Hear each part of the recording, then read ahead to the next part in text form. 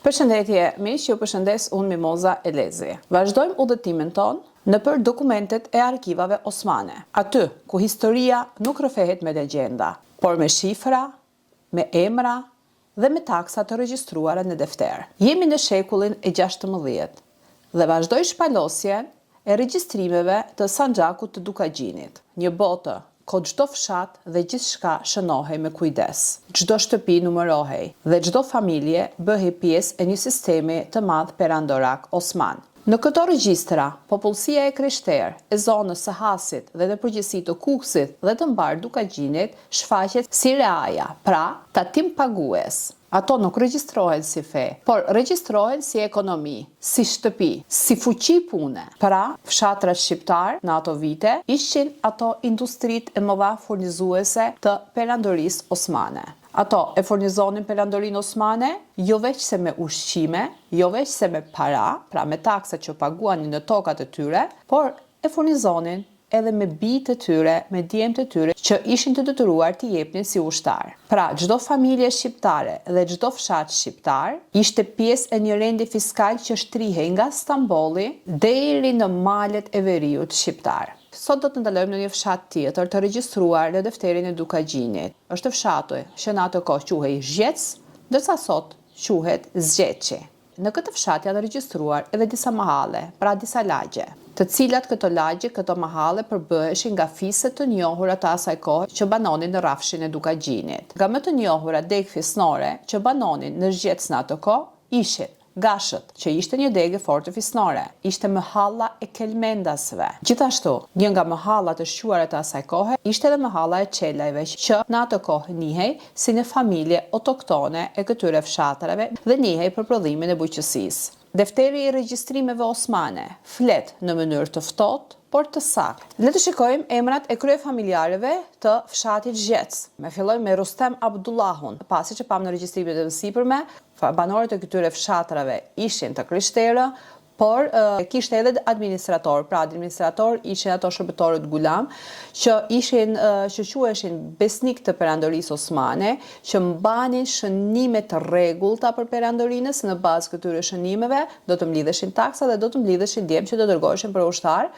Pra, sa më i rregullt të ishte administratori, aq më mirë do të shërbente perandorisë osmane dhe ajo nuk do të kishte humbje në mbledhjen e taksave, pra në shfrytëzimin deri në palës të popullit.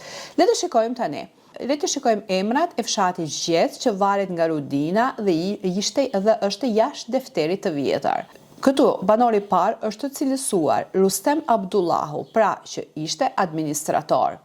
Papa Gaci, Dada Baci, Koka Biba, Papa Lika, Buça Papa, Seidi Abdullahu, Gika Papa, Gika Baci, Papa Tola, Gac Koka, Papa Papa, Papa Buça ose Boça, Biba Tola, Lika Baci, Vlad Gika, Bac Koka, Nina Papa.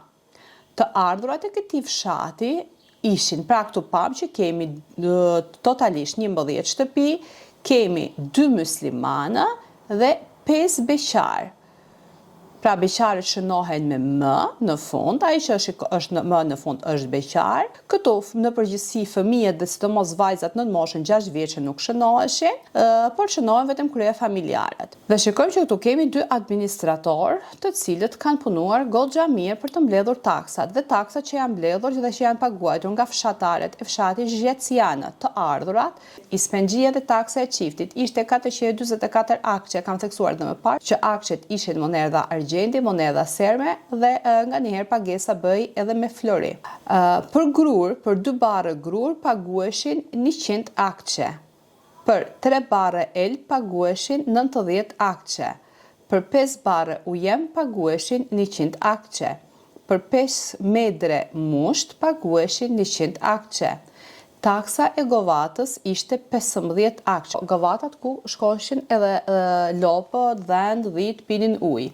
Taksa e barit 55 akçe, taksa e perimeve 22 akçe, e 10 e bletëve 20 akçe, e 10 e lirit 10 akçe, vlera e kashtës ishte 15 akçe, niabeti, taksa e martesës dhe taksat e tjera ishin 20 akçe.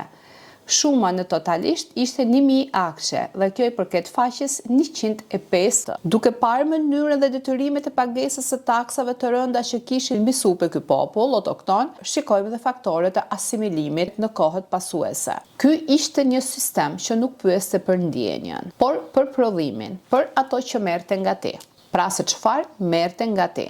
Sipas regjistrimeve osmane të Sanxhakut të Dukagjinit, shikojmë që fshati Zgjec kishte 24 shtëpi, pra krye familjar, dhe në përgjithësi popullsia e Zgjeçit ishin popullsia e krishterë të defterit të Sanxhakut të Dukagjinit. Si shikojmë, banorët e fshatit Zgjec, ashtu si banorët e çdo fshati, ishin të detyruar të paguanin taksa për gjithçka ato kultivonin dhe duke u bazuar që jetojnë në fshatra të lartë malore, ku klima është shumë e rreptë, ku dimri është shumë i egër, ku kushtet e jetesës janë shumë të vështira dhe ato që kultivojnë janë të detyruar që ta paguajnë për perandorinë osmane.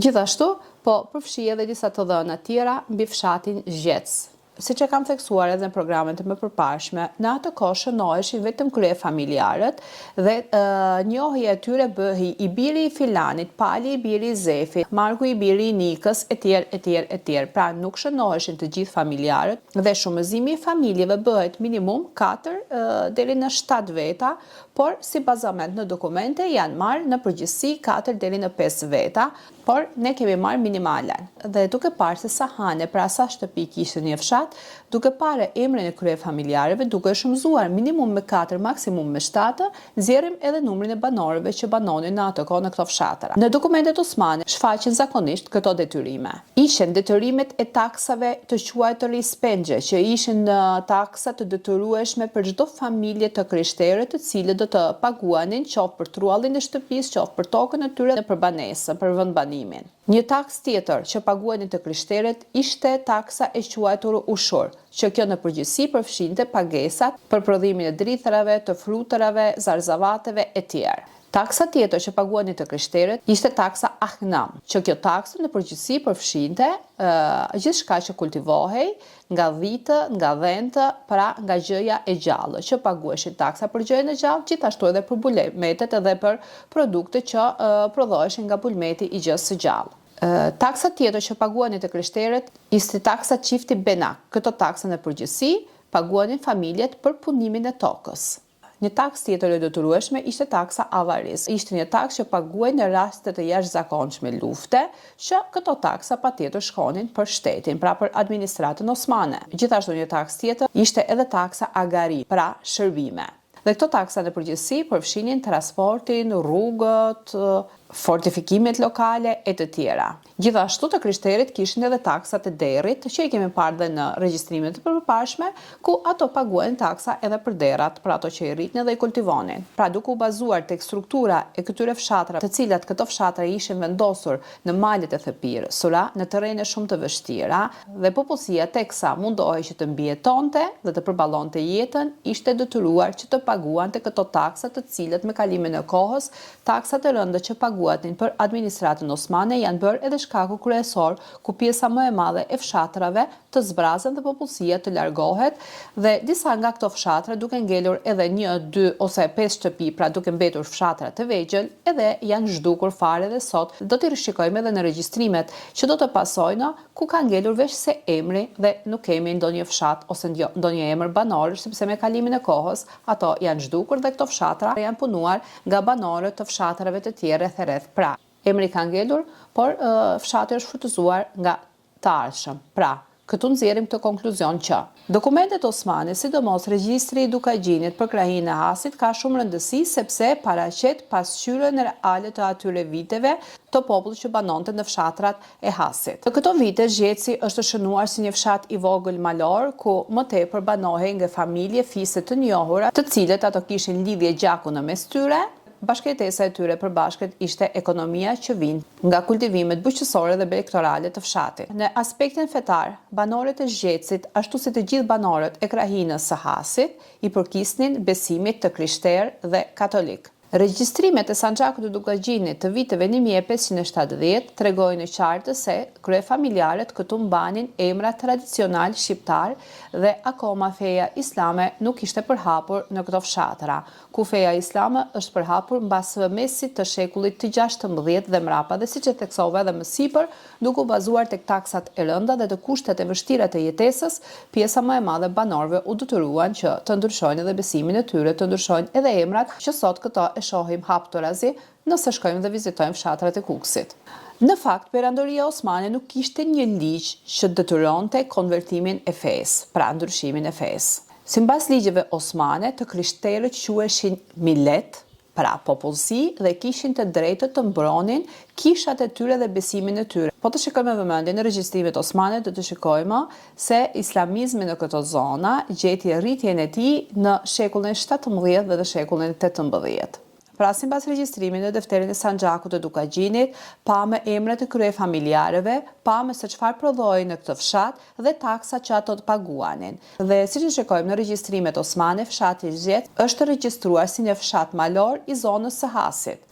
Në ekonomi të bazuar në bujqësi, në blegtori dhe në kullota malore, ose siç i quajmë në shqip stane. Dhe në përgjithësi e kam theksuar edhe në regjistrimet e mëparshme që banorët e fshatreve dhe banorët në përgjithësi në regjistrimet osmane i shikojmë jo me emër mbi emër, por Nikolla i biri Palit, Leka i biri Gjinit, Pali i biri Nikollës, Marku i biri i Gjonit, Gjini i biri i Dedës, Deda i biri i Markut, Kola i biri i Lekës, Pietri i biri i Nikollës, Vlashi i biri i Gjinit. Këto regjistrime i kemi parë edhe në defterin e Sanxhakut të Arvanidit, ku theksohej që këto emra janë tipik emra shqiptar. Defteri i Dukagjinit, defteri i Arvanidit, defteri i Shkodrës dhe defteret të tjera në përgjithësi janë bazuar mbi strukturën e fshatrave shqiptar të popullsisë shqiptare. Këto e theksoj sepse duke u bazuar tek emrat që shikojmë, tek emrat e fshatrave që shikojmë, kemi edhe shumë supozime nga njerëzit se këto nuk që nga shqiptar pas kanë emra slav. Nuk janë emra slav, nuk janë emra serb, nuk janë emra grek. Ajo që i dallonte shqiptarët sipas regjistrimeve ishte gjuha që flisnin, ishte kultura dhe traditat e tyre dhe më kryesorët ishte emri që ato mbanin, që ishin emra tipik autokton shqiptar, pra shqiptar ortodoks ose shqiptar të krishterë. Pra fshati Zgjeç regjistrohet në Sanxhakun e Dukagjinit si një fshat me popullsi të krishterë dhe këto regjistrime i përkasin vitit 1570. Fshatrat të vendosur në krahinë në Kukësit përfaqësojnë një pjesë të rëndësishme të historisë së treve së Lumës dhe Hasit, një zonë me vazhdimësi të lashtë të banimit që nga koha ilire. Nga gërmime të shumta arkeologjike që janë bërë, të dhënat arkeologjike tregojnë se pjesa më e madhe e këtyre fshatrave të zonës së Kukësit, pra të Hasit, kanë qenë të banuara nga fiset ilire. Janë fshatra të lashtë, të cilat kanë jetuar në struktura të organizuara fisnore, të lidhura ngushtë me territorin, kullotat dhe rrugët natyrore të komunikimit mes luginave të Drinit të Zi dhe Kosovës. Gjatë mesjetës së hershme dhe asaj të zhvilluar, zona ruajti organizimin e saj malor dhe organizimin e saj fisnor. Akoma edhe sot në shumë fshatra të Hasit rastisin fise të njohura. Vendbanimet ishin të shpërndara, shpesh të përbëra nga disa mehalle që i përkisnin një trungu të vetëm familjar. Pikërisht në këtë organizim linden edhe shumë prej fshatrave që njohim sot. Këto fshatra në regjistrimet osmane i shikojmë të përfshira në Sanxhakun e Dukagjinit dhe më vonë këto u përfshinë në Sanxhakun e Prizrenit. Në këtë kohë, këto fshatra ishin pjesë e një bote të fortë, të patundur, të palëkundur malore. Jeta e tyre ishte e mbarur nga ekonomia edhe nga prodhimet të blegtorisë dhe të bujqësisë.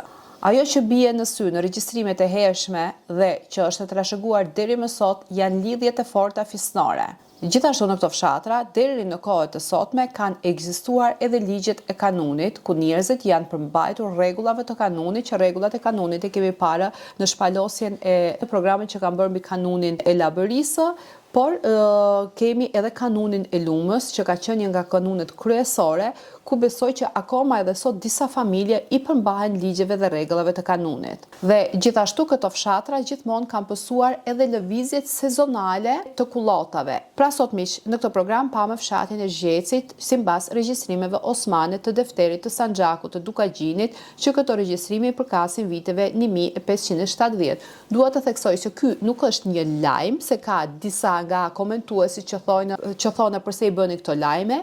Një arkiv, një dokument arkivor, një përbërje arkivore nuk është një lajm, por është arkiv. Lajmi është diçka tjetër.